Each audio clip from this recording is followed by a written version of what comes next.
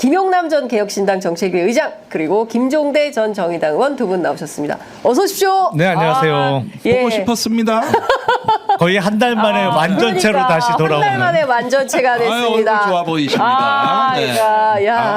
나도 역시 좀 떠나고 싶어. 아니 떠났다 오셨잖아. 정작 떠나고 싶은 사람은 짧았잖아. 저예요.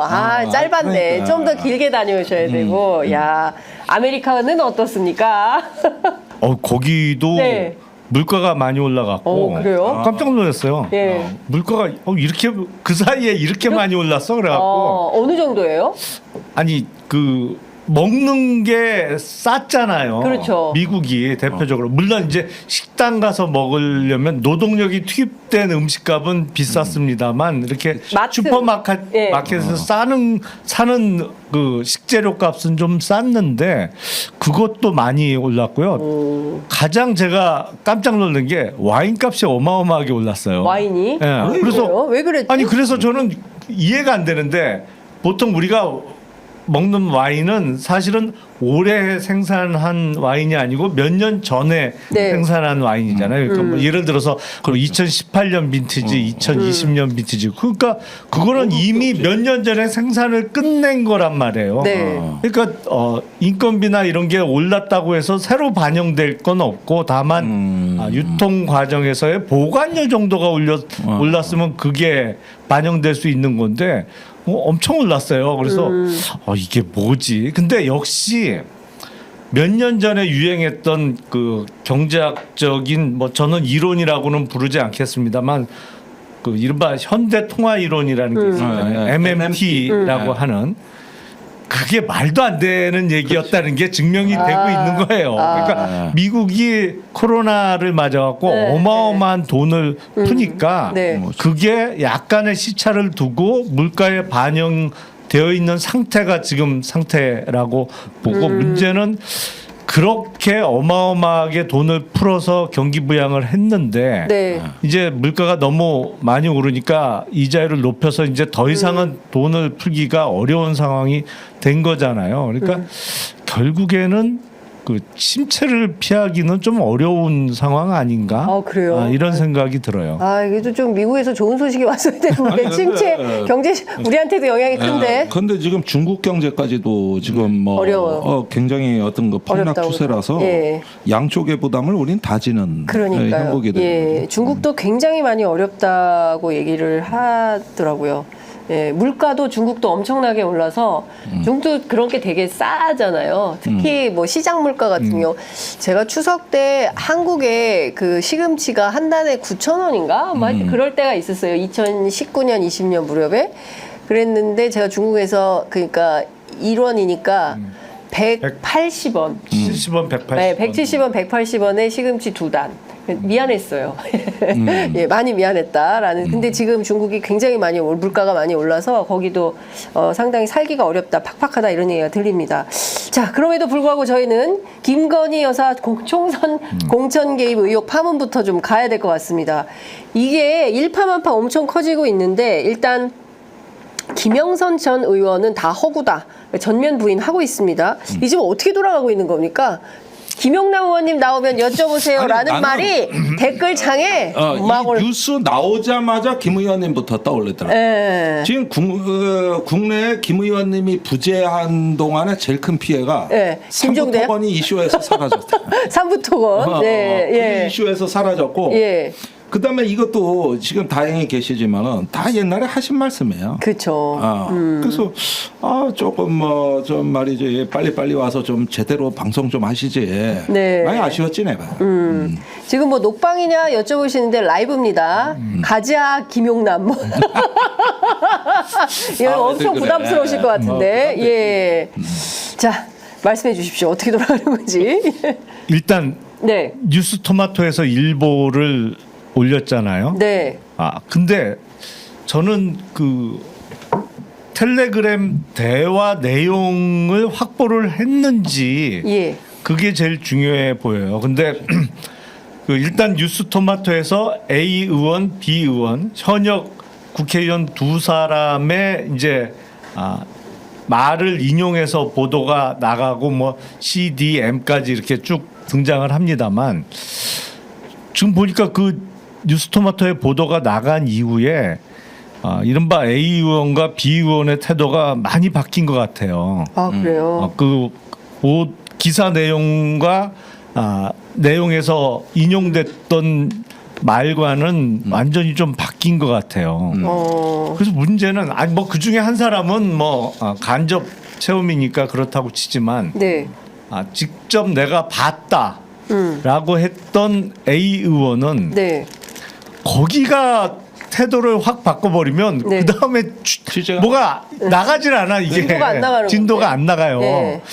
그래서 참 난감한 상황이 이어지고 있다. 그래서 이게 어디선가 또 아주 용감하고 정의감에 넘친 공익 제보자가 나와서 어떤 거기서 언급됐던 텔레그램 대화방의 캡처 화면이라도 뭐 나온다든지 아니면 녹취 파일이 나온다든지 하면 쫙 진행이 될 텐데 그게 없다면 이게 엉뚱한 방향으로 진행될 수도 있겠다라는 생각이 들고 일단은 팩트 확인에 필요한 증거가 제시가 돼야 되는데 그게 지금 안 되고 있는 상황 아닌가. 그래서 그걸 확보하고 기사를 썼던 게 아닌가 라는 좀 의문도 들고 좀 난감한 상황입니다. 근데 사실은. 지금 이 과정에서 이준석 의원이 등장을 했습니다. 오늘 동아일보에 그 이준석 의원이 인터뷰를 했는데요.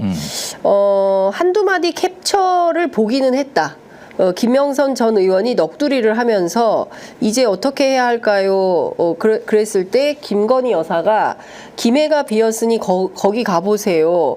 라고 한 건지 이게 한 건데 그게 김해를 줄게 한 건지 아닌지 이거 완전히 다른 문제다. 캡처를 더 많이 봤다면 어떤 사실관계를 판단하는데 가능했을 텐데 앞뒤 내용을 잘 보지 못해서 판단은 보류하겠다. 이런 발언을 동아일보 기자하고 나눴습니다. 아니, 언뜻 듣기에는 네. 기사 내용은 대체로 맞는데, 네. 맞는데 더 이상 그것을 확증해주기가 어렵다. 이렇게 얘기한 것 같아요. 네. 그렇지 않습니까? 그러네요. 그러니까 뉴스토마토 보도가 사실에 부합하다. 그런데 그 이상은 확인하기가 곤란하다라는 게 이준석 의원의 태도다. 그렇게 분석하신다는 거죠. 들리기에 그렇게 들린다. 예. 내가 뭐 잘못 들은 건가요? 아니 모르겠네. 아니 그런데 이 똑바로 이야기는, 들으셔야 돼 이제. 이 이야기는 네. 뭔가 좀 참전을 회피하는 듯한 느낌이 드는 것 같아요. 왕복하게 긍정을 하면서 본인하고는 거리두기를 하는. 네. 참전을 회피하는 것 같다. 참전을 회피하는 듯한 느낌이 들고. 예. 그렇다고 부인은 아니에요, 분명히. 그런 것 같아요. 예. 그런데, 그러니까 어쨌든 지금 상황을 보면 뉴스토마토의 보도는 나왔고 일파만파 거의 대부분의 언론이 다 썼습니다. 뭐 크든 작든 기사를 안 쓴 언론은 없는 것 같고. 다만 오늘 조간신문에서는 그 동아일보가 좀 세게 쓰고 경향신문이 좀 세게 쓰고 한겨레가 좀 정치면 하단으로 내려보냈고 중앙일보는 보도를 거의 안 한 것 같고 뭐 이제 그런 수준으로 좀 흘러가는 것 같은데 중요한 포인트는 어쨌든 개연성이잖아요. 당시 분위기는 사실 이게 굉장히 정치권에 오래된 얘기였기 때문에 당시 분위기가 어땠고 왜 이런 보도가 나올 수밖에 없었는지 그 배경은 또 우리 김용남 의원님께서 잘 알고 계시기 때문에 그 설명도 조금 좀 더 들어보도록 하겠습니다. 아니 이게 이제 그 총선 전부터 아름아름 소문은 있었죠.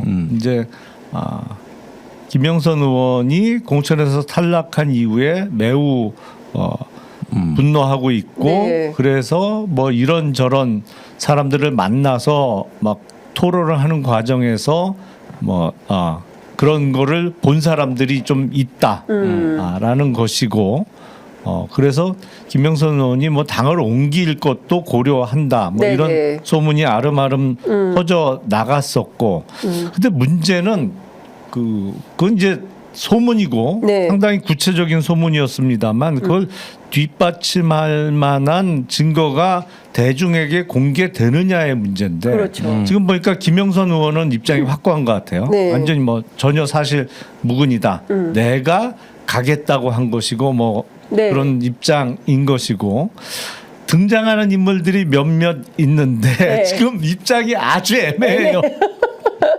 아주 애매해졌어요. 네. 그래서 야, 그 덩달아 다 애매해지고 있는 상황이야. 지금. 이게 뭐 다 애매해. 네. 그래서 이게 자 돌격 앞으로 하나 했는데 네. 이게 아니었던 거 아니야? 그래서 야, 준비를 안 한 안 한 상태에서 전투가 벌어진 거야. 그렇죠. 네. 그런 형국이라고. 그렇게 말씀하시는 김 의원님도 애매해. 내가 아니 이게 그래서 드디어 총성이 울렸나 그랬는데 이게 아닌가 봐. 뭐 이런. 싸워야 돼 말이야. 네. 아니 근데 사실 그 중요한 포인트는 당시에 굉장히 많이 이 소문이 퍼져 있었고 그리고 들리는 얘기로는 말씀하신 대로 김영선 의원이 뭐 기자회견도 준비했었다더라라는 얘기도 있었고 어제 관련된 내용을 장성철 소장이 MBC 라디오에서 얘기했고 아마 내일이죠, 토요일이. 정신이 없어. 내일 정치인싸. 네. 정치인싸에서 또 얘기하겠죠. 네, 거기에서 또 더 많은 새로운 얘기를 하게 될 텐데. 여러 사람 주가 올라가네. 네, 장성철 소장 주가 많이 올라갑니다. 아니, 그 양반은 뭐 2, 3년을 이걸로 아주 주가를 아주 고공행진을 하신 분이고. 네. 근데 제가 보기에는 일단은 이걸 보는 시야를 좀 넓혀야 될 것 같습니다. 작년에 국민의힘 당무감사가 있고 당협위원장 조직책들 물갈이가 있었잖아요. 로비는 그때 시작된 것이 아닌가. 내가 듣는 얘기로는 그때 일단은 선거는 다소 좀 기한이 남아있는 시기에서 일단 당협위원장 조직퇴역이 되기 위한 로비가 많았다. 이렇게 이야기를 듣고 있고 또 여사 쪽으로도 그게 뭐 무속인을 통해서 그 로비가 이루어졌다. 이런 이야기들은 이 정치권이나 정치부 기자들 사이에서 늘상 돌던 얘기거든요. 근데 그 무속인이 자기가 무속인으로 분류되는 걸 굉장히 불쾌해한대요. 그럼 뭐라고 불러야 돼? 역술인이요? 아니 그 선거 전략가? 전략가? 뭐 그렇게, 전략가? 예. 이렇게 불려요. 그래요? 그새 또 아니, 바뀌었어. 뭐 밤사이에 요새는 잠을 잘 수가 없어요. 밤사이에 또 살짝 바뀌었어요. 트렌드가. 전략가라고 원하면 불러드리겠습니다. 네. 형이상학적 전략가. 아니 앞날을 내다보는 선거 전략가. 예지력. 그렇지. 앞날을 내다볼 수 있는 예지력이 있는 전략가. 뭐 그래 길어. 좀 짧게 좀 맞자고. 그걸 어떻게 외워? 당사자가 무속인 싫어해. 예. 아니 알았어요. 어쨌든 전략가라고 퉁칩시다. 예. 뭔 얘기 할라 얘. 그러니까 저기 이래서 뭐 강남의 유명한 뭐 점쟁이 무속인 또는 전략가 뭐 이런 이야기들이 나온 배경에는 그때 조직 책임 목적이었던 거라고. 그러면서 총선은 1년 전부터 전쟁이 시작된 거였어요. 그러다가 막상 와가지고 총선이 임박해서 거기서 공천이 뭐 어디로 지역구를 옮기고 뭐 하는 건 마지막 과정이란 말입니다.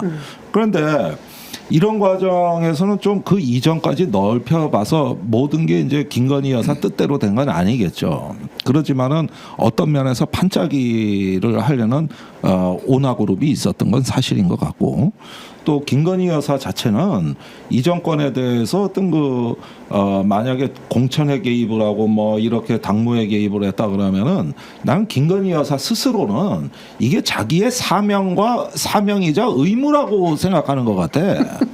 나 혼자 잘 되려고 이러는 거 아니거든. 이 정권 누가 만들었냐고.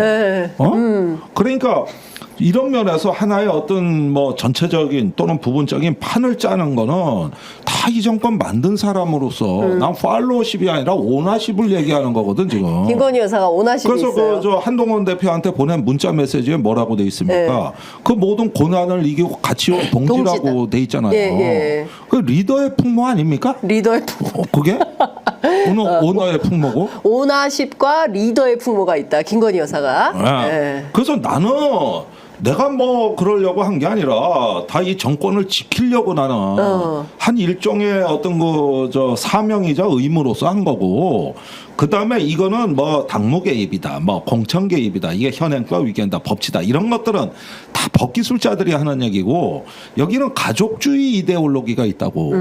예컨대 큰아버지 청홍, 작은아버지 건진, 우리 남편, 그다음에 동지들, 동생 이렇게 해서 우리 패밀리들이 여기까지 그 많은 고난을 이기고 여기까지 왔는데 우린 동지인데 너 왜 자꾸 비행 청소년 같이 하냐 이 얘기 아닙니까 이거? 한동훈 장관을 향해, 한동훈 대표를 향해서 비행 미행 청소년이다 이렇게 보는 거예요? 빨리 가족품으로 돌아와. 아버지 기다리셔. 만나라고 내가 얘기할게. 네. 그 만났잖아. 네. 또 그래서 네. 밥도 먹고 네. 뭐 남천동 사장이야. 맨날 뭐 경찰서장하고 밥 먹은 거 같이. 네. 그렇게 해가지고 이거는 내가 딱 보니까 저기 신성 가족 이데올로기 일종의 어떤 가족형 정치를 자기의 노는 공간으로 보고 있는 거예요.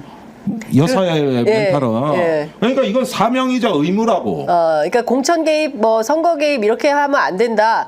가족의 일원으로서 사명감을 가지고 이 정권 누가 세웠어? 어떻게든 이 정권을 지켜야 되니까 적극적으로 하다 보니까 여기까지 왔다 이런 거예요. 근데 법률적으로는요, 의원님, 예. 이걸 이렇게 하면 안 되잖아요. 아니 그 뉴스토마토의 보도가 사실이라면 네. 당장 법률 문제가 생기죠. 공직선거법상에 그거는 그 5년 이하의 징역에 처할 수 있는 그 부분이 있어요. 네. 뭐 공직선거법이나 정당법이나 뭐 어디에 걸려도 걸리는 사안일 수밖에 없어요. 근데 그 법률 문제뿐만 아니라 뭐 어마어마한 정치적인 스캔들이 될 수밖에 없는 그렇죠. 거죠. 근데 결국엔 사실 확인이 문제인데 그 확인에 필요한 이제 증거들이 나올 수 있느냐. 네. 뭐 그게 가장 큰 문제죠. 보도 내용에 의하더라도 만약에 그 보도가 사실이라면 모든 증거를 다 갖고 있는 사람은 김영선 전 의원이에요. 그렇겠죠. 그리고 그걸 봤다는 사람들이 등장을 한 것이고 네, 네. 그 주변 인물 중에 몇몇은 적어도 캡처본 정도는 갖고 있는 것으로 기사 내용이 구성이 되어 있는데 네. 거기에 등장하는 인물들이 이거를 공개할 생각이 있는지가 대단히 의문이라는 것이죠. 근데 중요한 포인트는 이준석 의원이 본인이 일단은 뉴스토마토 보도에 대해서 사실 확인을 해준 셈인 거잖아요. 그러니까 일종의 그렇죠. 그런 게 됐죠. 그러니까 봤다는 것까지는 네, 인정을 확인이 된 거 했으니까. 있다는 거죠. 존재가 있으니까 이준석 의원이 본 거잖아요. 한두 마디 캡처를. 그러면 이거를 이준석 의원에게 누가 보여줬겠습니까? 당사자지. 당사자 김건희 여사 아니면 김영선 전 의원 둘 중에 한 사람인데 김건희 여사일 가능성은 없는 제로죠. 거잖아요. 제로. 그러면 누구겠습니까? 당사자가 특정이 될 수밖에 없는 상황인 거예요. 그러면 이준석 의원이 거짓말을 했겠습니까? 동아일보에? 저는 그렇지 않을 거라고 봐요. 보지도 않았는데 내가 봤어요라고 흰소리 할 사람은 아니다라고 보고 그러면 이준석 대표가 확인을 해준 거예요. 그러면 저는 기자들은 여기서부터 출발을 해야 된다고 봅니다. 그리고 김영선 의원이 아니라고 하지만 아닌 게 아닌 거예요. 왜냐하면 본 사람이 있고 그다음에 정치권 사정에 밝은 관계자들 저희들이 취재를 하거나 만나보면 너무 많은 사람이 알고 있어. 제가 어제도 밤에 두세 번 통화를 했는데 비슷한 얘기를 다 해요. 사실 나 그거 누가 봤는지 아는데 그거 누가 봤는지 빨리 얘기해 주세요. 아이 그거 내가 지금 임기가 3년이나 남았는데 그 얘기를 어떻게 해. 나한테 그거 묻지 마세요. 이렇게 얘기한단 말이에요. 그러니까 중요한 건 지지율에 따라서 그리고 이 정부의 운명이 어떻게 되느냐에 따라서 말씀 주신 대로 어마어마한 정치 스캔들이 될 수도 있고 지금은 살짝 간보기 맛보기 수준으로 넘어갈 수도 있는 상황이 될 수도 있다. 말씀 주신 대로 결심에 달려 있다. 아니 네. 그런데 지금 정부가 뭐 임기가 몇 년 남았느냐 힘이 세냐 약하냐도 중요하지만 사실은 이쪽에 싸울 준비가 되어 있느냐 준비된 상태에서 시작한 거냐가 더 중요하다고 저는 생각을 해요. 네. 근데 준비가 됐는 줄 알았더니 아닌 것 같아. 그건 내가 토마토를 잘하는데 토마토? 나하고 같이 고발당했잖아. 그 천공으로. 기사 쓴 사람이나 편집국장이나 내가 잘하거든. 토마토. 네. 그랬는데. 아유, 오늘 토마토를 좀 갖다 놓고 방송할 걸 그랬나? 아니 훌륭한 언론이요. 네. 일단 그건 전제해야 돼요. 그런데 여기가 이제 부승찬을 밝혀낸 거잖아요. 제주도까지 내려가서 왜 처음에는 내가 천공 뭐 싸우는데 홀로 내가 지고 가겠다. 그래서 난 국방부 고위 관계자한테 들었다. 이렇게만 하고 숨겼거든요. 그 근거를 일단은 내선해서 다 하려고 했던 거죠. 그리고 나는 이제 경찰 조사를 받은 거예요. 그랬는데 그래서 일부러 내가 부승찬 의원하고 연락을 안 한 거지.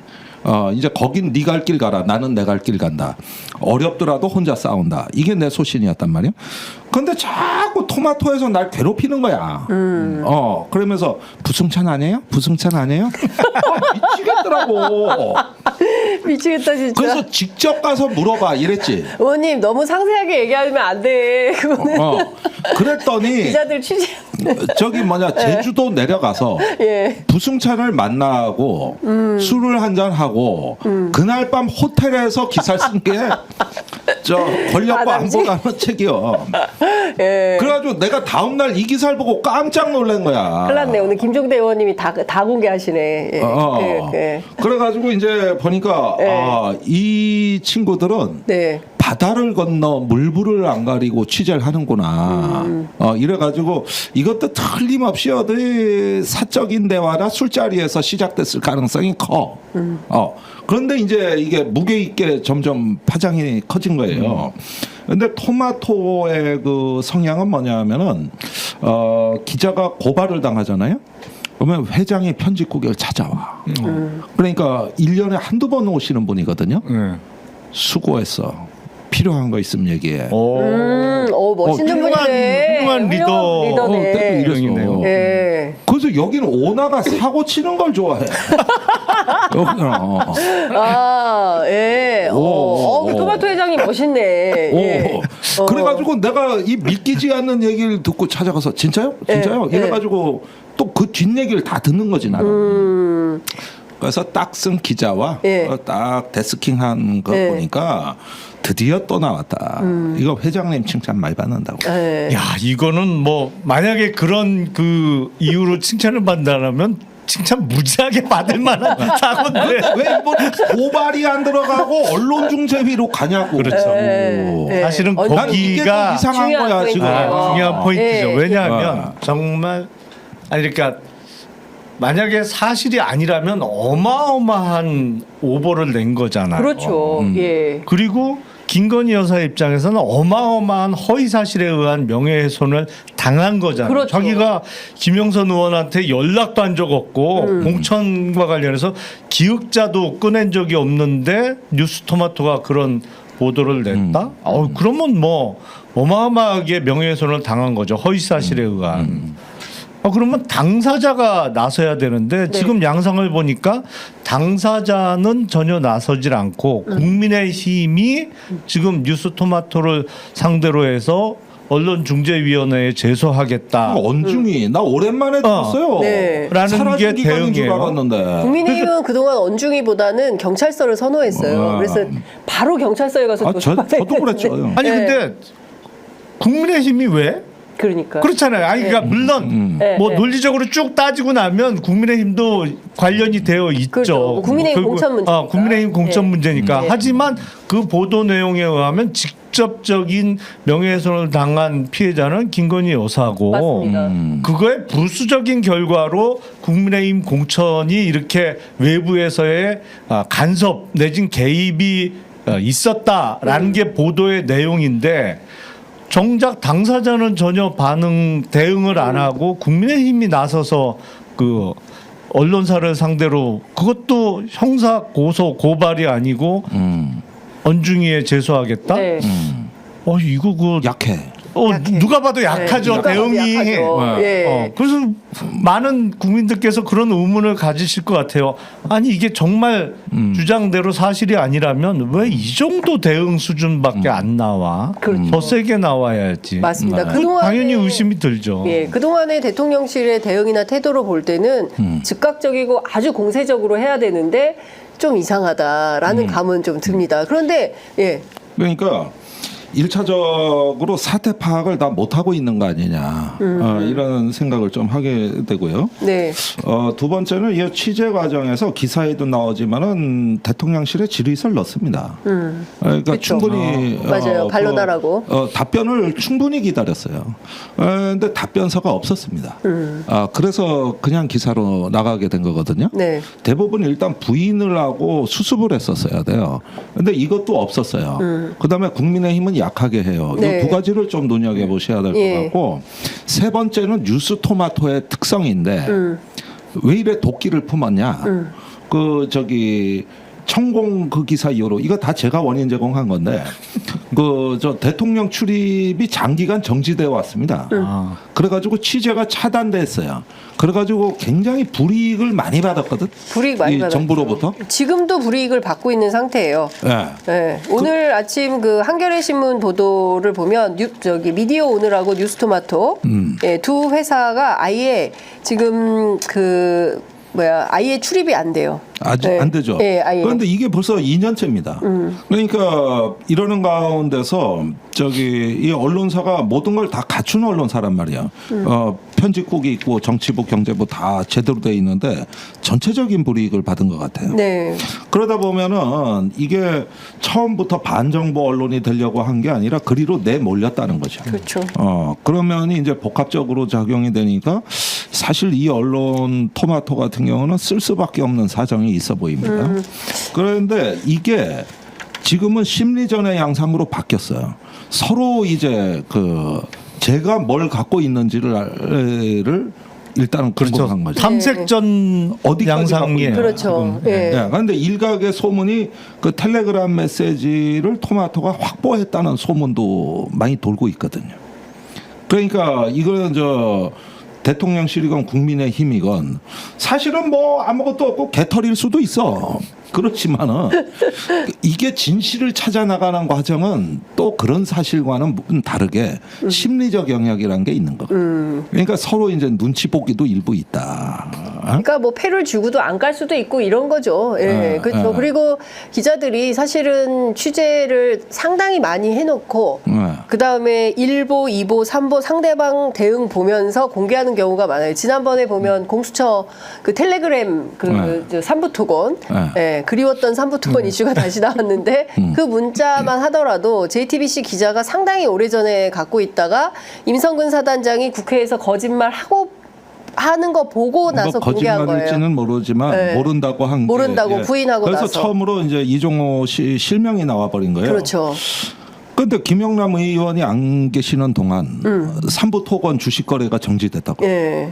이거는 이제 상장 폐지 내지는 청산으로 가는 전조 같아 보이거든요. 예. 그 얘기는 조금 이따가 하고 요 얘기를 조금 더 맞아서 하면 그 얘기 좀 더 필요한 그래가지고 일단 말씀드리면 뉴스토마토는 지금 대통령실에 의해서 일방적으로 출입 등록이 말소됐어요. 저는 이런 것도 처음 봐요. 그동안 사실은 출입 제한, 출입 정지 석 달 뭐 이렇게 제일 센 게 출입 정지 석 달이고 같이 오보 받았었다가 뭐 출입 정지 한 달 먹기도 하고 이래요. 그 상당한 불이익이거든요. 회사 입장에서 보면. 근데 일방적으로 당신들은 오지 마. 출입 등록을 말소하는 이게 거의 주민등록 말소 비슷하게 되는 거예요. 근데 이거 있을 수 없는 일이 지금 벌어지고 있다. 이게 되게 대단히 심각한 미디어 상황에서 굉장히 언론 입장에서 굉장히 심각한 문제고 그리고 제가 또 하나 좀 의원님께 여쭤보고 싶은 것은 동아일보 오늘 보도를 보면 김영선 전 의원이 국민의힘을 탈당해서 개혁신당 입당을 타진 중이었다. 이 과정에서 텔레그램 메시지를 보게 된 것 같다. 이런 그 관계자 발의 멘트가 나옵니다. 이게 어디 보도입니까? 동아일보 보도예요. 동아일보 보도인데 실제로 이런 사실이 있었습니까? 아니 그거는 당시 총선 당시의 당 대표인 네.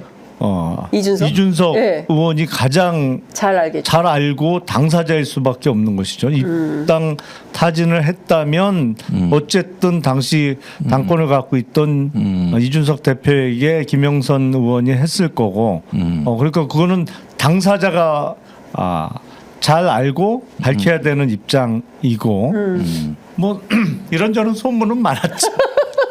이런저런 소문을 받았다. 진짜 이게 어디까지 얘기를 아니 그러니까 이게 노선이 길이 분명해야. 아니 깃발을 들려면 확실하게 들고 한번 들었으면 쭉 밀고 나가야 되는데 나머지도 다 진실. 그렇지. 아니 이게 깃발 든 줄 알고 와 했는데 아닌가 봐 이러고 있으니 참 난감하네. 이래서 진짜 난감하다. 난감해요. 그래서 리더의 역할이 중요한 거예요.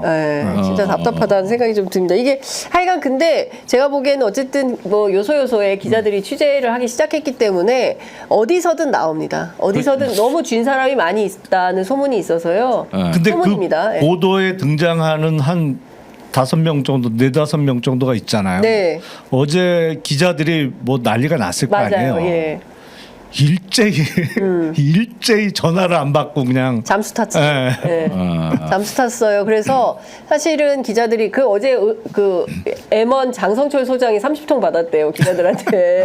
그 D 당신이지 이렇게 기자들이 확인 전화 굉장히 많이 왔는데 어제 뉴스사이킥에서 공식 부인했습니다. 당직자 출신 D는 저 아닙니다. 아니, 따로 있어요. 따로 D는. 있고, D는 따로 있고 그 D를 아시네.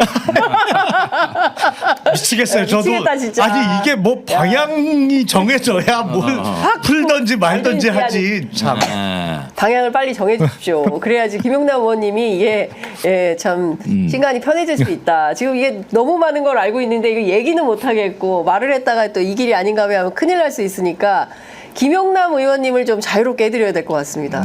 네. 참 답답하다라는 생각이 좀 듭니다. 그러니까 지금 어쨌든 이게 그야말로 핵폭탄급 네. 이슈가 터진 거고 이게 사실로 밝혀지면 그때부터는 지금과는 전혀 다른 정세가 펼쳐지는 것이기 때문에 상당히 시기적으로 민감한데 대통령실도 분주할 것 같긴 해요. 대통령실 내부도 굉장히 심경이 네. 복잡하겠습니다. 일단은 이거 취재가 들어간다는 거는 대통령실도 알고 있었고요. 네. 일단 뉴스토마토에서 질문서가 오면 그 자체가 비상사태예요. 여기는. 기사 안 나간 건도 많아요. 질문서 보내는 것 중에. 그래서 일단은 대비를 했을 걸로 보는데 사실은 우리가 디올백이 터졌을 때도 일체 언론에서 안 썼어요. 유튜브에서나 이게 나왔었지. 그러다가 이제 이게 완전히 폭발로 들어간 건 마리 앙뚜와네트 발언이었을 때 전 세계 언론이 다 썼어요.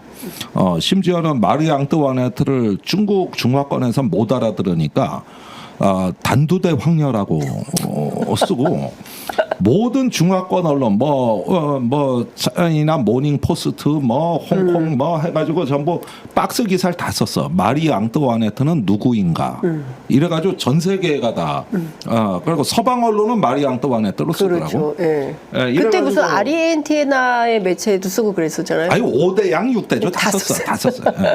예. 그랬는데 이런 부분들이 이렇게 보면은 어떤 사건이 뭐가 나왔다, 뭐가 하는 게 아니라 그 티핑 포인트는 별도로 존재하더라고요. 예. 근데 그 말 한마디였거든요. 네. 그러니까 어떤 순간에 공식적인 라인에서 굉장히 공적인 위치에 있는 사람의 발언 한마디 또는 텔레그램 문자 한 토막 뭐든 트리거는 있는 거죠. 이런 것들이 이제 나오면 그때는 사태가 달라져요. 이때는 썰이 아니라 뭔가 공식화되는 단계거든요. 네. 그게 오늘날 디올백 무혐의 국민권익위의 저 비극적 사태까지 이렇게 일파만파 확산이 된 겁니다. 이게 이 건도 마찬가지예요. 네. 어쨌든 지금 오늘 그 여당인 국민의힘에서는 민주당이 김건희 여사의 공천 개입설 공세하는 것은 전형적인 괴담 정치다라고 비판을 하고 나섰습니다. 민주당이 김건희 여사에 대해 전혀 실체가 확인되지 않은 주장을 바탕 삼아서 선거 개입, 대통령의 선거법 위반을 거론하고 있고 이것은 세 사람이 나서서 호랑이를 만드는 3인 성호의 전형이다. 이렇게 비판을 했습니다. 국민의힘은 이런 비판을 하고 있고 그러나 저작거리 또는 다양한 매체들을 통해서는 여러 가지 의혹은 계속 확산되고 있다. 물론 당사자인 김영선 의원은 완전한 소설이다. 이렇게 주장을 하고 있습니다. 역시 판단은 시청자 몫이라고 생각을 좀 하고요. 요거는 저희가 조금 더 취재가 되고 또 김용남 의원님이 말씀하실 수 있을 때 저희가 그 노량진 수산시장에서 물 떠먹을 때 저기 조금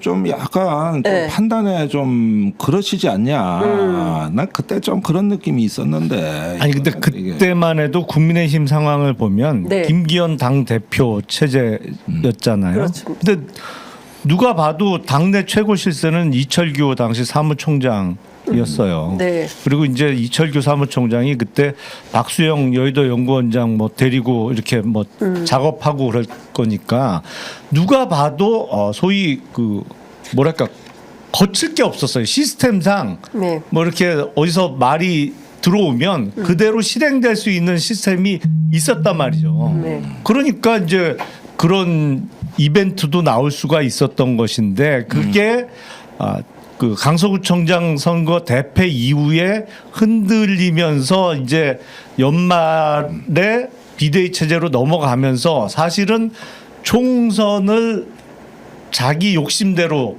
마음대로 치를 수 있는 시스템이 균열이 가기 시작한 거죠. 균열이 가면서 제대로 이게 이행이 안 되는 부분이 나오면서 여러 가지 파열음이 여기저기서 나왔는데 그게 아직 그 표면 위로 부상을 하려면 결정적인 어떤 증거가 나와야 되는데 그렇죠. 그게 안 나오니까 뉴스토마토의 보도 내용에 대해서 진위 공방이 계속되는 상황이 만들어진 것이고 그래서 이제 저는 언론사에서 그 정도 썼으면 갖고 있을 거라고 생각을 했는데 모르겠어요. 잘. 그렇죠. 예, 근데 뭐 대체로는 아마 제가 앞서 말씀드린 대로 1보, 2보, 3보 이렇게 연장하면서 상대방 상황 보면서 또 추가 보도하고 그리고 아마 지금 엄청나게 전사적으로 취재하고 있을 겁니다. 기자들 다 아마 이 문제로 다 그냥 할 가능성이 있어요. 그런데 시간은 좀 걸려. 그럴 수도 있고요. 예, 그러고 저는 대한민국 기자들이 뉴스에 있는 곳에 항상 있습니다. 그래서 뉴스토마토 대단한 사람들이야. 대단해. 예, 어찌됐든 뭐 막 여러 비판을 듣지만 그래도 기자들이 현장에 가서 한 줄 기사 쓰는 걸로 세상이 변화하고 많은 사실이 드러납니다. 그렇기 때문에 뉴스토마토뿐만 아니라 다른 뭐 열혈 기자들이 다 지금 취재 전선에서 열심히 취재하고 있고 2보, 3보는 다른 매체에서 나올 수도 있다. 전 그런 생각도 합니다. 아니 이거 먼저 쓰는 사람이 특정하는 거거든요. 예, 그렇기 때문에 이거 뭐 꼭 뉴스토마토만 취재한다? 저는 그렇게 생각하지 않습니다. 예, 아마 전사적으로 전국에 있는 모든 기자들이 세게 이거 뭔지 제가 보니까 그래요. 아니 그러고 있는 상황인데 내가 해석을 해야지. 사실 장 기자도 뭔가 알고 있는 거예요. 본인도 취재를 했다는 뜻이야 이 얘기가. 그래가지고 지금 얘기를 보니까 딱 회색지대가 생기는 거예요. 지금 여기서 누구도 지금 진실 얘기를 안 하시는 거예요. 예, 그렇죠. 자, 저는 인생이 취재입니다. 예. 사는 게 취재입니다. 예. 참 대단한 인생이시네. 자, 저희가 대통령 지지율 보고 오겠습니다. 오늘 갤럽 여론조사 나오는 날인데요. 앞서도 살짝 소개는 해드렸는데 저희가 이미지 준비되면 띄워주시면 좋겠습니다. 자, 대통령 지지율 보겠습니다. 9월 1주차 긍정평가 23%, 지난주하고 동일합니다. 부정평가는 1%포인트 상승했습니다. 66%에서 전주 66에서 이번 주 67%로 1%포인트 올랐고요. 그리고 지역별로 보겠습니다. 서울 잘하고 있다 31, 잘못하고 있다 64, 인천 경기 잘하고 있다 17, 잘못하고 있다 71, 대전, 충청, 세종 잘하고 있다 16, 잘못하고 있다 75, 광주, 전라 잘하고 있다 15, 잘못하고 있다 80, 대구, 경북 보겠습니다. 잘하고 있다 37, 잘못하고 있다 49, 부울경 보겠습니다. 잘하고 있다 26, 잘못하고 있다 61. 그리고 전체적으로 보면 세대별로 보면요. 40대 잘하고 있다 9, 잘못하고 있다 86. 70대 이상 보겠습니다. 70대 이상 잘하고 있다 45, 잘못하고 있다 47. 그리고 성향별로 보겠습니다. 보수 진영 보겠습니다. 보수 잘하고 있다 42, 잘못하고 있다 49. 중도 보겠습니다. 잘하고 있다 18, 잘못하고 있다 74. 진보 잘하고 있다 10, 잘못하고 있다 84. 자, 이렇게 되어 있습니다. 자, 그러면 긍부정 평가 사례 보겠습니다. 긍정평가 이유 보겠습니다. 외교 17% 잘하고 있다 긍정평가 했습니다. 의대 정원 8% 상승해서 13%가 잘하고 있다 평가했습니다. 나머지는 뭐 대동소이하고요. 자, 그러면 부정평가 보겠습니다. 대통령 부정평가 1위 의대 정원 확대 17%가 1위를 기록했습니다. 후순위로 보겠습니다. 경제, 민생, 물가 14%로 2위를 했습니다. 나머지는 대동소이합니다. 어떻게 보십니까? 일단 지금 긍정평가 그러니까 윤석열 대통령이 잘하고 있다라고 하는 분들은 뭐랄까요 이제 바꿀 마음은 웬만하면 생기지 않을 거예요. 뭔가 큰 이벤트가 생기지 않으면. 왜냐하면 본인이 찍었는데 본인이 잘못했다는 것을 인정하기가 쉽지 않은 상황인 것으로 보이고, 근데 제가 놀라운 것은 70대에서도 부정평가가 그렇습니다. 더 높게 나오는 예. 거하고, 그리고 본인의 정치 성향을 보수라고 밝힌 분들도 보수층에서도 부정평가가 더 높다. 그렇습니다. 그리고 충청도에서 왜 이렇게 지지율이 형편없이 안 나와요? 그러니까 그러게요. 서울, 경기, 인천보다도 이 충청권에서 훨씬 부정평가가 압도적으로 높고 긍정평가가 거의 호남 지역하고 비슷하게 나오는 것은, 이러면 이게 선거가 될 수가 없죠. 예. 네. 요 부분이 이제 제가 이번 총선에서 제일 그 인상적인 게 충청 민심이었어요. 완전히 경기도하고 똑같아지는 동조화 현상이 아주 두드러지는데, 최근에는 충청권이 오히려 경기도보다 반응이 더 빠른 그러게요. 사례가 계속 나타나고 있습니다. 이거는 우리나라 이 선거 지형의 기존의 지역구도에서 중요한 수정을 가해야 되는 이 변수가 올해부터 시작이 됐다는 거, 이걸 일단 말씀드려야 될 것 같고요. 자, 70대하고 보수 이렇게 하게 되면은 이분들은 사회 활동이 많지 않으신 분들이에요. 더군다나 이제 날 선선해지면서 바깥에 나오는 횟수도 상대적으로 적겠죠. 60대 후반, 70대라고 봐야 되거든요. 그러면 나머지 우리가 서울, 경기에서 이렇게 좀 사회 활동이 많은 계층 길거리에서 보면은 열의 9이 지금 윤 대통령 비판한다는 얘기예요. 그러니까 실제로는 이게 23%라 그러지만, 그 만약에 고정 지지층이라고 할 수 있는 60대, 70대 또 조금 강한 보수성이라는 걸 고려한다면은 거의 사실은 이거는 저 마지막 그 버텀업까지 내려간 거다. 이거는 지금 거의 낮은 지지율이 정체 상태입니다만, 변화가 올 수 있는 게 추석 연휴, 그렇죠. 토요일부터 시작되는 게 사실은 5일 연휴잖아요. 맞습니다. 근데 이 추석 연휴 때는 동네 의원들도 대부분 많이 쉬어요. 네. 물론 이제 한 3일 정도만 쉬거나 이틀 정도만 쉬는 병원도 일부 있습니다만, 평소보다 의료 서비스를 받기가 그 전에 아무 일 없을 때도 훨씬 힘들어지는 시기거든요. 그렇습니다. 근데 요 추석 연휴나 요때 연휴가 길어지면 꼭 아픈 분들이 생겨요, 많이. 맞아요. 예. 그런데 지금 의료 대란 수준에서 연휴가 들어갔을 때 뭔 일이 터질지 알 수가 없기 때문에, 이때가 한번 지금 낮은 지지율로 그냥 정체되어 있는 게 다시 한번 출렁거릴 수 있는 결정적인 계기가 되지 않을까 싶습니다. 그러니까 저도 그거 굉장히 중요한 포인트라고 보는데요. 대전, 충청, 세종이 이번에 사실은 그 의료 대란에 직격탄을 맞았잖아요. 지금 보면 거기가 제일 충북대, 충북대 병원하고 그 다음에 세종 충남대병원인가 네, 거기가 거기도 응급이 그렇고. 제일 먼저 멈추고 뭐 조율을 하고 뭐 이런 데였을 아니 그 거예요. 번역에 하나밖에 없는 데가 그러니까 제일 문을 먼저 닫게. 셧다운된 거예요. 그렇죠. 이게 지금 4주 전 기사입니다. 맞습니다. 충북대가 제일 먼저 예, 셧다운 기사가 뉴스. 나왔어요. 그리고 4주째 지금 조치를 못하고 예. 있는 거예요. 그러니까 이 상황은 지역으로 보면 굉장히 그 심각한 그렇죠. 충격이죠. 예. 권역별이 그거 하나밖에 없어요.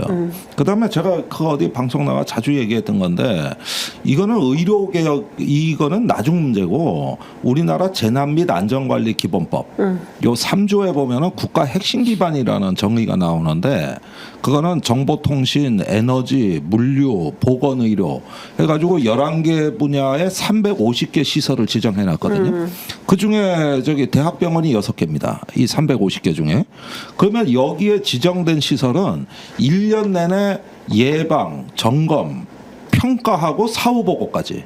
이거 도지사하고 행안부 책임인데, 이거는 전쟁나도 유지하라는 시설이에요. 이 법이 굉장히 셉니다. 네. 그러면은 저기 그 충북대 병원이 지정이 돼 있는데, 전쟁이 나도 돌아가야 되는데 셧다운 기사가 나갔는데 4주 동안 아무 조치를 안 취했다? 이거는 저 의료개혁까지 갈 것도 없어요. 이건 국가 핵심 기반 보호하는 의무 위반이 되는 겁니다. 이건 심각한 문제예요. 전시 대비가 안 된다는 얘기라고. 그건 국가 기반 체계라고 이거는. 전쟁 때도 근데 병원은 돌아가야 되잖아요. 그렇죠. 아무도 이 관점에서 이 문제를 안 봐요. 그래서 사실은 이건 도지사 이상민 행안부 장관 다 고발감입니다 지금. 무슨 조치했냐고. 네. 더 악화됐어. 그다음 하루 셧다운이 이틀 셧다운으로. 네. 그래서 이게 지금 이러는 가운데서 이제 개혁을 명분으로 이거 돌파할 사안이 아닙니다. 우리가 국방 개혁한다고 휴전선 안 지킬 겁니까?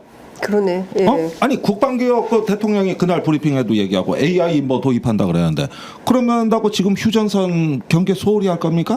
아니잖아요. 그러니까 요 핵심 기반안이나 이런 국방 치안 문제는 이건 안보에 관한 문제라고 법에 나와 있는 거예요.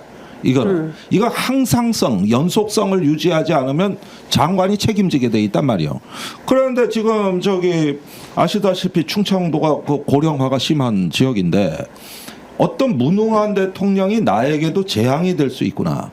이것처럼 피부로 느끼는 게 없습니다. 사실 최혜병 문제나 뭐 명품백이나 이런 거는 정치가 싸우는 걸로 이해하고 정책에 대한 현안이지만 이거는 대통령이나 이 무능이 나에게도 재앙이 될 수 있구나 해가지고 내가 고향의 충청도 친구들한테 전화해보면 주로 이래요. 지난주에 대통령 금요일 브리핑 보고 네. 냉장고에 사흘 이상 지난 음식 다 지워놨다. 팔라면 안 되니까. 팔라면 안 되니까. 저기 어머니 집에 계시는데. 네. 그러니까 내 나이 때 되는 꼰대들이 부모님 살아계신 집안은 다 비상이 걸려 이런 짓들 하더라고. 그리고 진공청소기에다 소독 다 했다. 예. 어머니 계신 방. 예. 침대 시트 바꿨다. 냉장고 다 청소. 이런 집들이 많더라고. 야. 아니 그러니까 지금 윤석열 대통령이나 정부에서 의료 개혁이라고 자꾸 얘기하는데 이야기를 합니다만 이게 사실은 엉뚱한 거예요. 의료 서비스의 접근성이라든지 진료비라는 측면에서 보면 우리나라 의료 시스템은 세계 최고예요. 네. 뭐 개혁을 할 부분이 없어요. 다만 문제가 잘하고 있던 게 필수 의료 분야에 종사하는 의료인들이 점점 심각하게 줄어들고 있다. 그러니까 생명과 직결되는 심장, 뇌 수술을 해야 되는 의사나 아니면 아이들 소아과 의사가 급격히 줄어들고 있는 게 문제였단 말이에요. 네. 나머진 세계 최고야. 그러면 이거를 보완하기 위해서는 사실은 가장 먼저 해야 될 게 보험 수가의 조정이었어요. 그렇죠. 그래서 정말 힘들고 어려운 일을 하는 의료인들에 대한 보상 체계를 개선하는 게 먼저였단 말이에요. 이걸 하고 나서 그다음 의대 정원 확대를 논의하는 게 일의 순서예요.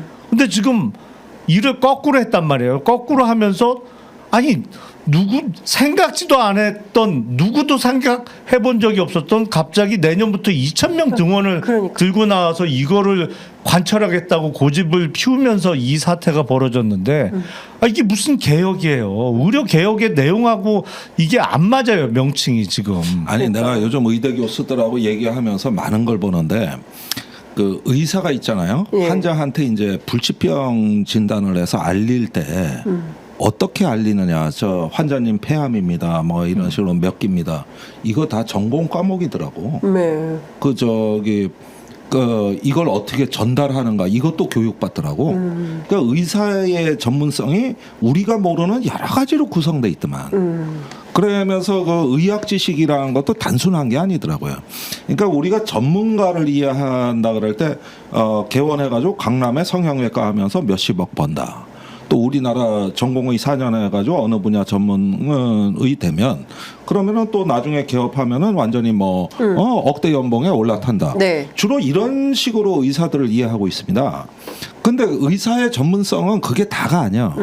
마찬가지로 우리가 군인이나 검사에 대해서도 전문가 집단이 있다고 할 때는 그 집단이 유지되는 다양한 전문성으로 구성이 된 공동체라는 걸 일선 이해하고 개혁을 어떻게 그걸 설득해 나갈 것인가 하는 사려 깊음이 필요한 거예요. 난 이 개혁이 잘못됐다고 생각하진 않아.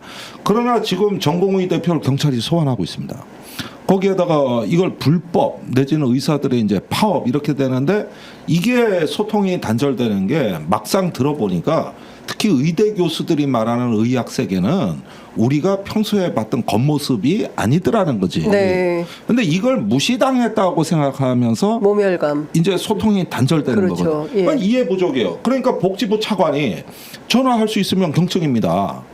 요렇게 얘기를 해버리니까 아니 근데 이것도 전문성을 심각하더라고요. 무시한다는 맞습니다. 뜻이란 말이야 이게. 예. 그러니까 그런 거예요. 아까 이제 두 분 이제 의사 선생님들 오셔서 말씀 주셨는데, 그러니까 의사들이 제일 황당해하는 게 뭐냐면 지금 복지부 관료들이 장관도 차관도 복지 전문가가 아닌 거예요. 의료 전문가가 아닌 그렇죠. 거예요. 둘 다 기재부, 그러니까 예산 뭐 이런 거 하던 사람들이 와가지고 그냥 무슨 그 뭐 데이터나 뭐 이런 방식으로 취급을 하기 때문에 이게 문제가 풀릴 수가 없다. 그리고 엉뚱한 얘기 계속하고 의사들을 악마화하고 이러니까 문제가 안 풀리는 거다. 감정이 계속 쌓이니까 그렇다면 대화 못해. 이런 방향으로 가는 거다 얘기가 그리고 나옵니다.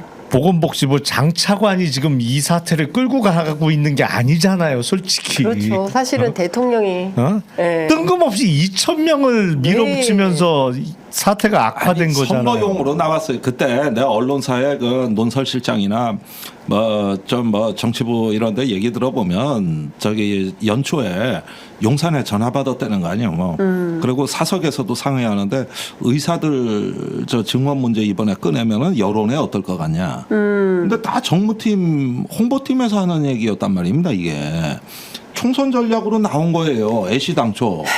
의료개혁을 진짜 하려고 그랬으면 정권 초에 진즉하지. 아니 선거 끝났는데 바꾸지 그래요. 선거도 졌잖아. 그럼 바꿔야 되는 거 아니에요? 하여간 답답합니다. 시간은 다 되고 다뤄야 될 이슈는 많은데 속보가 들어왔는데요. 지금 윤석열 대통령이 김용현 국방부 장관 그리고 안창호 국가인권위원장 임명한 제가 했다는 소식 들어와 있고요.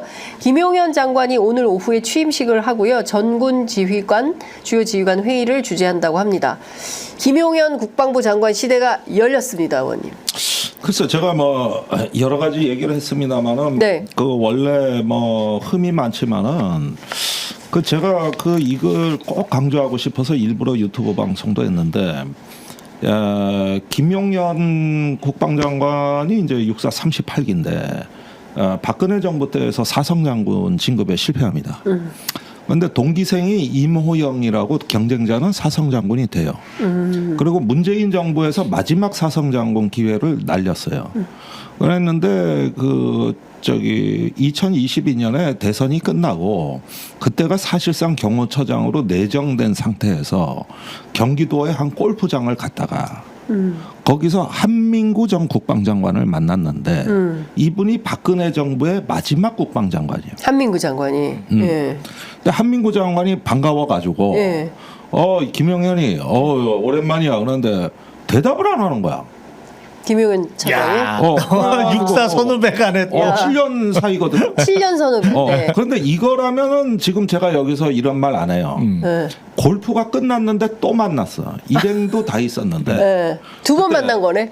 그렇지. 네. 그래가지고 이제 툭 쳤대. 네. 어이 김장관, 오랜만이야. 그러니까 이때 사건이 터진 거야. 우리가 아는 팔도 욕이 다 나왔어. 쌍기역, 쌍시옷이 들어간. 그러면서 저기 7년 육사 선배인데 네가 말이야 안 도와줘서 그때 자기 진급도 안 도와주고 거에 대해서 진짜? 김용현 경호처장이 그땐 내정자지. 내정자가 대선 끝. 한민구 장관. 이제 벌써 큰 거야 이제 벌써부터. 이게 그러니까 대부분 뭐 최해병 사건이다 뭐다 이거는 진보나 정당끼리 싸우는데 이제 육사 예비역들 사이에서. 굉장히 김용현 장관에 대해서 나쁜 이미지를 가지고 이거 싫어한 거죠, 의원님? 이거 고발당할 수 있으니까 잘 한민구 얘기해주세요. 장관이 여러 군데 얘기를 해버린 거예요. 한민구 장관이 본인의 증언이야. 본인 증언. 네. 그래가지고 네. 저기 보니까 이 보수성이 강한 이 예비역 사회에선 이 사건이 제일 커요. 그랬는데 얼마 전에 또 다른 육사 출신 지인이 저한테 연락이 와서 김용현이 이제 곧 장관 나간다 그랬는데 자기가 조언을 했는데 김종대에 대한 고소도 취하하고 그다음에 한민구 장관한테 사과도 해라. 이제 장관 나가야 되는데 사실 국방장관이 나가면 역대 장관 초청 행사가 있어요. 그렇죠. 자문을 받고. 어떻게 만나냐? 큰일 났네. 그래야 우리도 국회 좀 여러 군데 얘기해서 좀 도와주자고 분위기도 좀 만들고. 그 얘기를 했다고 나한테 전해 왔어요. 뭐 인사가? 그 사과했대요? 사과했대요? 그 얘기가 안 들리는 거야. 안 들려요? 내 고소도 살아있고. 고소도 그래서 취 안 내가 하고. 언제 취하해달라고 사정했나? 예. 쥐들끼리 난리더라고. 예. 그래가지고 이래 보니까 그 사이에 이제 몇 군데 결혼식 가면 또 예비역 장군들 제가 만나고 뭐 했는데 다 그런 데서 듣거든요. 예. 그랬는데 이 보니까 엊그제 국회 나와서 그 청문회 때 청문회 때. 답변하는 걸 보니까 상상을 초월하거든요. 다른 거 뭐 부승찬 의원한테 말 조심하세요 이러는데 사실 나는 그것보다도 김민석 의원한테 그러니까 대통령 안 되죠. 난 이 말이 그러니까 의원님 대통령 못하는 거예요. 이렇게 얘기했어요. 김민석 의원한테. 아니 김민석 의원이 언제 대통령 출마했대? 그러니까. 대통령 후보 경선에나 나갔대? 이게 전혀 안 어울리는 그 오만함인데 네. 이게 만들어진 오만함이에요. 원래 오만해서 저렇게 얘기하는 게 아니라 여기 와서 국회의원들 니들 쫄로 보고 있다 내가 니들은 내 아래다 하는 걸 일부러 보여줘야 되는 거야. 이게 상황이. 아니 지금 네. 그 대통령실 출신들의 오만함은 급기야 이제 미국 대통령 당선될 사람도 완전히 쫄러보는 아니, 야, 저 진짜 깜짝 놀랐어요. 해리스. 야, 해리스 당선되면 김태효. 내가 많이 가르쳐야 되겠다. 이거 뭐 야. 이제는 뭐 이른바 정말. 세계 대통령이라고 전 세계 인류들이 칭하는 미국 대통령이 될 사람도 내 밑으로 보는 그런 그렇죠. 그 정도인데요. 뭐 아니, 내가 이 그걸 보고 전직 그 육사 7년 선배 국방부 장관은 그 보이겠어요. 근데 이게 굉장히 민감한 건이거든요. 근데 내가 이거를 저기 이렇게 보니까 드디어 간신들의 전성시대가 왔다 이게. 그 대통령한테 뭔가 보여주려고 저렇게 오만한 거거든 저게. 네. 그러니까 마음에도 없이 저런다니까. 그러면서 어떤 면에서는 협박도 되는 거죠. 네. 그런데 청문회 때 이 정도면 한동훈 법무부 장관 청문회 때도 그때까지 한동훈은 나름 청문회 통과하는 게 목표여가지고 이 정도로 중증은 아니었다고. 근데 장관이 되니까 이제 발톱이 나오고 뭐 이랬지. 여기는 지금 보니까 아예 청문회장부터 후보 시절부터. 네. 어차피 임명은 될 될 거니까. 거니까. 이렇게 되는데 이게 최근에 이제 그 장관 오기 전에 경호처장의 최근 몇 달이 대통령하고 가장 많이 술을 마신 걸로 돼 있고 24시간 밀착해 있었던 걸로 돼 있어요. 그러다 보니까 그걸 믿고 내 뒤에는 대통령이 있어 이 얘기를 하는 거거든요 국회의원들한테. 급기야 미국 대통령도 쫄로 보는데. 이 정도면은 이게 이제 간신의 전성시대가 되는 거예요. 그리고 심지어 저 김순덕 칼럼 동아일보에서 어제 기사에서 네. 정진석 비서실장을 보고 간신이라는 걸 공개 자백했다. 박지원 의원 말을 인용했죠. 맞아요. 예. 아예 이렇게 써버렸어요. 예. 이제는. 이게 내 말 아니다. 밴댕이라는 말은 박지원이 한 거다. 그러니까 두 가지입니다. 맞죠. 대통령과 외부의 관계를 다 끊어놓는다. 그러니까 국회 개원식까지 말고 연찬회가지 말고 만찬도 취소해라. 네. 그리고 내가 건의했다. 그래서 대통령 위신은 높이고 외부와 관계는 끊는다. 이거 간신의 원래 첫 번째 스텝이 이거라고. 네. 그다음에 두 번째는 대통령의 권위 위신은 높이되 권위는 높이되 권력은 내가 훔쳐오는 거야. 지가 부려먹는 거라고. 네. 그 권력을. 이게 투 스텝이란 말이야. 예. 간신이 이제 참신이 되는 거지. 예. 중상모략하는. 예. 그렇게 되면서 이제 뭐 안철수, 나경원, 뭐 김한길 다 적으로 만들어. 전부 다. 조금 다른 말 할 만한 사람들은 이게 이제 중상모략 단계거든 이런 것들. 네. 그러고서 멀어지고 이렇게 되는 거죠. 그리고 주변에 80%는 예스맨이야. 이걸 유신이라 그래. 육사신에 다 나오는 얘기. 예. 그래서 무조건 옳다는 거죠. 2,000명 증언한 거 맞는 거고, 의료 응급대로 안 되고 예. 아니라 그러면 긴 게 아닌 걸로 바뀌는 거야. 이렇게 딱 해서 짜놓으니까 이제는 거의 뭐 이제 권력 유지가 지들 간신들은 잘 살지 몰라도 결국은 지도자를 파멸로 이끕니다. 아니 근데 사실 대통령이 저는 제일 기자회견 때 이해할 수 없었던 게 뭐 여러분들 신문 좀 보십시오 뭐 이렇게 막 얘기했잖아요. 그리고 뭐 현장에 좀 가보십시오라고 했는데 신문에 계속 나오던 얘기들이거든요. 근데 대통령이 엉뚱한 얘기를 하고 있었잖아요. 경제 잘 돌아가고 있다. 뭐 비상체계 돌려서 응급의료체계 문제 없을 거다. 그러니까 대파 875원 사태 때도 많은 국민들이 어떻게 저런 얘기를 하지? 이런 거였어요. 그래서 이번에도 마찬가지로 대파 시즌 2다 이 얘기를 하는 거거든요. 대통령이 계속 이렇게 말씀 주신 대로 그냥 그 입에 사탕 발림만 하는 사람들로 채워져 있다면 파멸의 길로 갈 수밖에 없다 이렇게 그럴 경고를 수밖에 없어요. 예. 해주신 건데 대통령한테 그분들이 좋으신 거잖아요 지금. 그렇죠. 그러니까 듣기 싫은 말은 못 말을 듣는 하는 거잖아요. 사람도 옆에 둬야 되는데. 그렇죠. 그래서 듣기 싫어도 아니 뭐 역대 훌륭하다는 평가를 받은 왕이나 뭐 다 그런 분들은 나중에 자기 혼자 욕을 하더라도 일단 들었다는 거잖아요. 그렇죠. 근데 그런 사람들은 점점 멀어지고 그런 사람들은 접근할 방법이 없어지면서 좋은 얘기 그리고 이제 무조건 편하게 모시잖아요. 네. 귀찮은 일 절대 그렇죠. 안 하게 하잖아요. 맞아요. 편하게 그러면 당장은 좋으니까 네. 뭐 개원식 뭐 하러 가세요. 뭐 그러면서 거기 아니 정진석 네, 본인이 자백을 했잖아요. 그리고 시중에서 지금 떠도는 말이 오늘 그 인사로 드디어 우리나라의 저출산 문제는 해결됐다. 에? 무슨 얘기예요? 그 창조론을 네, 믿으시는 분이 그러니까 지능만 있으면 그렇지. 돼. 지능만 있으면 차를 된다. 또 많고. 네. 창조론을 가르치라고 했죠 학교에서. 그런데 이게 이제 굉장히 심각한데 원래 지도자는 간신과 충신을 잘 알아보는 그 능력만 있으면 되는 거예요. 그리고 저기 다양한 의견을 다 뭐 입맛에 맞는 저거 안에 자유롭게 토론만 시켜도 어느 한쪽으로 이렇게 편향되진 않아요. 그 다음에 결과를 좀 합리적으로 예측할 수 있는 이런 정도 시스템은 유지가 되거든요. 근데 그게 무너졌다는 데서 이제 우리가 불길함을 갖게 되는 거 아닙니까? 근데 최근에 그 정치가 탄핵 때 계엄의 프레임으로 충돌하면서 이제 정당뿐만 아니라 그 지지자들까지 의심의 정치로 판이 짜여지고 있어요. 야당은 대통령이 계엄 선포하려고 저러는 거지. 그다음에 대통령은 야당이 탄핵 빌드업 하려고 저러는 거지. 이렇게 해가지고 이제 안 만나다 보면 이 의심이 강화되거든. 네. 서로 간의 의심이 강화되는 거죠.